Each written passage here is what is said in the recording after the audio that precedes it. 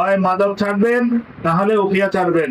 আর আপনাদের স্থান হয় কারাগারে হবে, না হয় কি আপনারা এই পথ থেকে ফেরত আসবেন।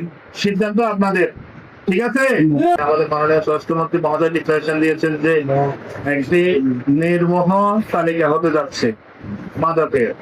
তো আমরা কি আমাদের এলাকার মানুষদের এই তালিকায় দেখতে চাই?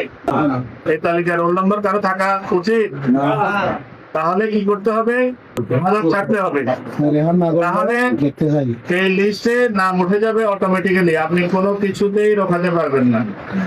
শুধু পুলিশ নয়, বিভিন্ন সংস্থা তালিকা করছে প্রকাশ্যে এবং গোপনে।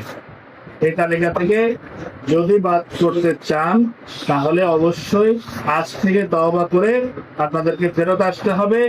যদি আপনারা মাদক ছেড়ে সুস্থ স্বাভাবিক জীবনে ফেরত আসতে চান, আমরা আপনাদেরকে সহযোগিতা করব, আমাদের বিজ্ঞ লয়াররা সহযোগিতা করবে এবং মাননীয় রাজনীতিবিদরা আপনাদেরকে সহযোগিতা করবে। আর যদি আপনারা ফেরত না আসেন, আপনাদেরকে সামাজিক ভাবে বয়কট করা হবে। করা যাবে না? ইনশাআল্লাহ আপনাদেরকে বয়কট করা কোনো ব্যাপার না। উখিয়া আপামর জনসাধারণ যদি 5 লক্ষ হয়, এখানে মাদক ব্যবসায়ী কত হতে পারে? 5,000, 10,000, 50,000? এর বেশি হবে? এদেরকে আমরা প্রতিরোধ করতে পারবো না? ইংরেজিতে একটি কথা আছে, প্রিভেনশন ইজ বেটার দেন কিউর। মানে প্রতিশোধের চাইতে প্রতিরোধই উত্তম।